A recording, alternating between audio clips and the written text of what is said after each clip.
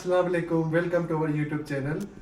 आज का जो हमारा सेशन है वो है मेडिकल मिथ्स और मिसकंसेप्शन। हमारे साथ मौजूद होंगे वसी अहमद जान। वेलकम वसी। Thank you. Hello everyone. तो आज हम डिस्कस करेंगे मेडिकल मिथ्स और मिसकंसेप्शन जो कि हमारे रोज़मर्रा ज़िंदगी में हम सुनते आ रहे हैं, चाहे वो आपका घर हो, स्कूल हो, कॉलेज हो या किसी भी बंदे से हम ये बातें सुनते होते हैं। तो आज हम जानने की कोशिश करेंगे कि इनके पीछे क्या रियलिटी है। फॉर एग्जांपल हमारे पास कि बहुत सारे लोग कहते हैं मछली खाने के बाद आप दूध नहीं पी सकते। इसके अलावा जो बबल गम है वो आप डाइजेस्ट नहीं कर सकते। तो इनके पीछे जो रियलिटी है वो हम आज वसी अहमद जान से डिस्कस करेंगे और जानने की कोशिश जैसे करेंगे। कि साजिद भाई ने बताया कि बहुत सारे मिसकंसेप्शंस आपने सुने होंगे, हमने भी सुने हैं बचपन में, घर में बहुत सारे हमारे बुजुर्ग भी कहते हैं, उनमें कुछ कुछ हकीकत भी होती है, लेकिन ये है कि ज़्यादातर जो मिसकंसेप्शंस हमने सुने हुए वो बिल्कुल उन पर एविडेंस नहीं होता। तो उनको फुली एक्सप्लेन करने की कोशिश करूंगा जो बहुत मोस्ट कॉमन है हमारे पास। तो साजिद भाई आप। जी बिल्कुल, तो चलो आप आज अपना सेशन का शुरू करते हैं। बिल्कुल। तो सबसे पहले मेरा आपसे क्वेश्चन है, जी। बहुत सारे बड़े पेरेंट्स जो कहते हैं बच्चों को जब आप बबल गम को डाइजेस्ट करते हैं तो वो लोग कहते हैं कि भाई इसकी डाइजेशन सालों तक नहीं होती।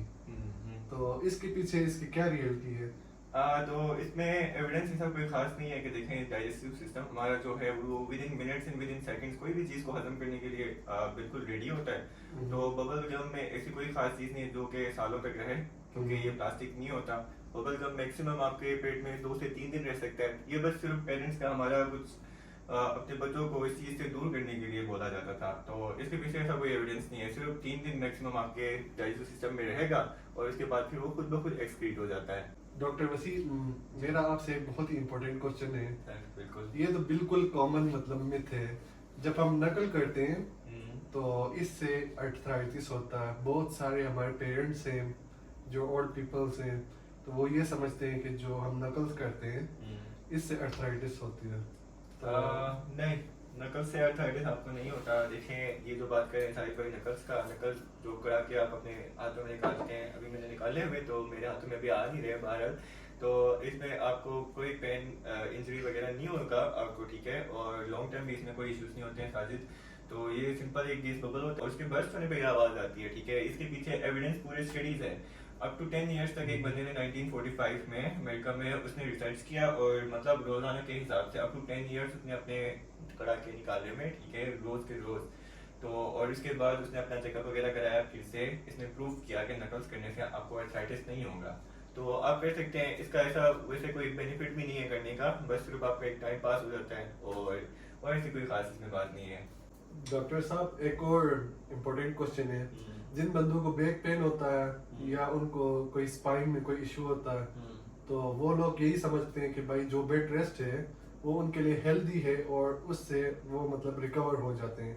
तो इस बारे में आपका क्या ख्याल है? देखें, ऐसा नहीं होता। जब आपको बैक पेन होता है, कमर का दर्द, जोड़ों का दर्द, बहुत सारे हमारे बुजुर्गों को होता है घर में, ठीक है, और आप उनको देखते हैं अक्सर कि वो कहते हैं कि बेड रेस्ट करने से ठीक हो जाएगा। पहले ज़माने में लोग कहते थे, तो दरअसल ऐसा नहीं होता, ठीक है। बैक पेन अगर आपको हो रहा है, आपका लोअर बैक में अक्सर अगर ज़्यादातर होता है पेन, उस पेन की वजह से आपको ज़्यादा प्रॉब्लम्स हो सकती हैं, आप उठ बैठ नहीं सकते, ठीक है। तो लोग समझते हैं कि बेड रेस्ट करने से ठीक हो जाएगा।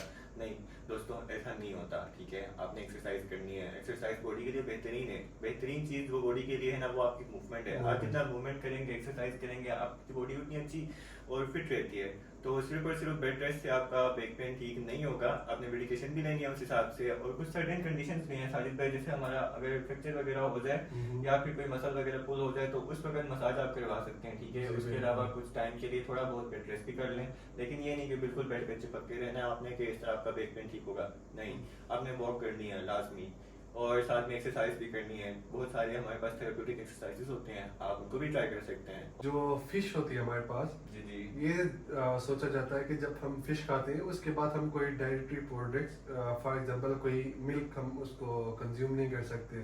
तो इसके बारे में क्या साइंटिफिक मतलब आपका पॉइंट ऑफ व्यू है? तो देखें, ये बहुत कॉमन बात है, हर किसी ने सुनी होगी बचपन से लेकर अभी तक कि मछली के बाद अगर आप खा रहे हैं तो आपने दूध नहीं पीना या फिर लस्सी नहीं पीनी। पंजाब के इलाके में लस्सी होती है, ठीक है।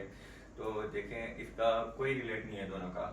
जो इससे प्रॉब्लम लोग कहते हैं कि वो होगा वो विटलीगो, उर्दू जुबान में उसको बर्ड्स कहते हैं, वाइट कलर के पैचेस हो जाते हैं आपकी बॉडी पे, जी स्किन पे। बिल्कुल। तो वो एक स्किन कंडीशन है, उसका मिल्क एंड फिश के साथ कोई ताल्लुक नहीं है। उसके बारे में स्टडीज भी हुई हैं लेकिन एविडेंस अभी तक कोई भी नहीं मिला। इडियोपैथिक ठीक है है, बिल्कुल। ये इडियोपैथिक है, ठीक है। और ये जो होती है ना जेनेटिक से जेनेटिक प्रॉब्लम की वजह से कॉज हो सकती है, और इसका कुछ ऑटो इम्यून भी है, और कुछ कॉजेज इसके बिल्कुल अननोन है, और इन्वायरमेंटल भी कुछ इफेक्ट्स हैं उनकी वजह से हो सकता है, लेकिन आपके डाइट की वजह से ये नहीं होगा। इम्यून डिफिशिएंसी भी हो सकती है।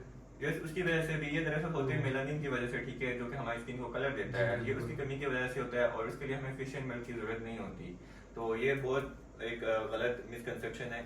सो आप इजीली कंज्यूम कर सकते हैं फिश, और फिश के बाद चाहे आप दूध पीना चाहे दूध पी हाँ, सकते हैं, exactly। योगर्ट खाना चाहे योगर्ट खा सकते ये हैं। आप खाते तो हैं, बल्कि बहुत सारे लोग फिश के साथ हमेशा जो ग्रीन चटनी आप लोग लेते हैं वो उसमें होता है योगर्ट ही होता है, ठीक है, वो डेयरी प्रोडक्ट ही आप खाते हैं, लेकिन किसी को ऐसा खास नहीं होता। इनफैक्ट ये बहुत एक अच्छा हमारे पास मतलब बहुत अच्छी डाइट बन जाती है, ठीक है। ये अच्छा फूड है, आप मिल्क और फिश दोनों के दोनों बहुत अच्छी है हमारी बॉडी के लिए, तो आप ले सकते हैं, इसमें ऐसा कोई प्रॉब्लम नहीं है, और एविडेंस भी वैसा कोई खास हमें मिला नहीं आज तक। और डॉक्टर साहब नेक्स्ट क्वेश्चन जो है हमारे पास ये है फूड ड्रॉप।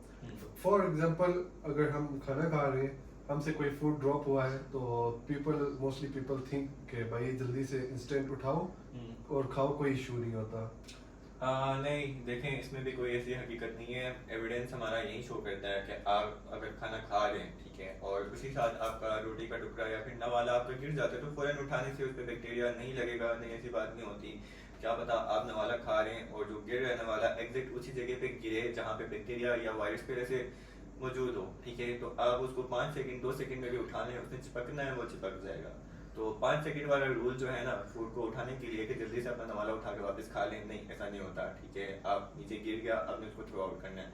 जैसे दस्तरखान की बात होती है, जैसे फैमिलीज में दस्तरखान होता है, तो वो भी आप पे डिपेंड करता है कि आप अपना दस्तरखान कितना क्लीन रखते हैं, ठीक है, कितना वो हाइजीनिक है, तो उसी हिसाब से। और लिक्विड फूड खास तौर पे अगर आपके नीचे गिर जाता है तो उसको बिल्कुल भी नहीं उठाना आपने, ठीक है। अगर उठाना भी है तो उसको आपने डिस्पोज कर देना है। और नेक्स्ट जो है क्वेश्चन है वो बहुत ही ज़्यादा इम्पोर्टेंट है, और ये हमारी डेली लाइफ रूटीन में जो है बहुत ही ज़्यादा ये यूज़ होता है। फॉर एग्जांपल अगर मेरे हेयर्स गिर रहे हैं, ठीक है, तो lot of people suggest me कि भाई आप शेव करवा लो। इसी के साथ जो हमारे ओल्ड पीपल होते हैं घर में, उनकी भी यही सजेशन होती है कि भाई आप अपने हेयर शेव करा लो, उसके बाद उनकी ग्रोथ बढ़ जाएगी। तो इसके पीछे क्या साइंटिफिक रीजनिंग हो सकती है? इसके पीछे भी ऐसी कोई खास रीजनिंग नहीं है जिसकी वजह से आप अपना स्टाइल बार बार गंदा कराएं, नहीं। अगर आपको अपने बाल अच्छे रखते हैं तो आप अपने बाल रखते जाएं, ठीक है, लंबे बाल रखें, छोटे बाल रखें, आपकी मर्जी है। तो असल में होता ही है, जब बालों को हम शेव करते हैं ना, उसके बाद जो दोबारा हेयर ग्रोथ हमारी होती है, ठीक है, हेयर ग्रोथ तो बिल्कुल हार्मोन पे डिपेंड करती है ना, वो अपनी बॉडी और एज के हिसाब से चलता रहता है। तो जब दोबारा नए हमारे बाल उगते हैं ना, तो उन बालों को शेव की वजह से उनका जो एंड्स होते हैं ना बालों के, वो थोड़े से रफ हो जाते हैं, उसकी वजह से हमें लगता है कि बाल हमारे जो है ना वो बहुत ज़्यादा ग्रो कर रहे हैं या फिर मोटे हो रहे हैं। नहीं, ऐसा नहीं होता, ठीक है। तो आप बाल ना गंदा करवाएं, अपने बाल पसंद करें, उनका ख्याल रखें, और जितने प्रोडक्ट्स हो सके आप यूज़ कर लें जो आपको पसंद है, जो अच्छे लगते हैं। तो कोई खास एविडेंस नहीं है इसके पीछे। जो गर्म दूध होता है वो पीने से हमें नींद आती है, जैसे कि हमने अपने बचपन में भी एक्सपीरियंस किया है। बहुत सारे पेरेंट्स अपने बच्चों को सोने से पहले गर्म दूध देते हैं ताकि उनको नींद आए। तो नींद से गर्म दूध का कोई लिंक है? देखें, नहीं, इसमें भी ऐसा कोई खास लिंक नहीं है दूध का और नींद का।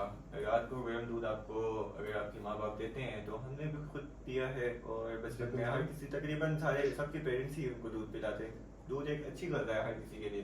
तो नींद आपको नहीं आती दूध पीने से, अलबत्ता आपको गर्म दूध पीने से आपकी बॉडी थोड़ी बहुत रिलैक्स हो जाती है, ठीक है, और ये आपको सोने में हेल्प करती है, क्योंकि दूध में जो हमारे बहुत सारी चीज़ें होती हैं, ठीक है, उनमें से एक का नाम है ट्रिप्टोफैन, जो कि हमारी बॉडी में जो रिलैक्सिंग हमारे हार्मोन्स हैं, सेरोटोनिन है, मेलानिन है, स्किन वाला, तो उनको रिलीज करने में उनको बनने में हेल्प करता है, ठीक है। तो इस वजह से आपकी बॉडी में थोड़ी बहुत रिलैक्सेशन आ जाती है दूध पीने से, रात को गर्म दूध पीने से रिलैक्सेशन आ जाती है, लेकिन आपको नींद नहीं आती, ठीक है।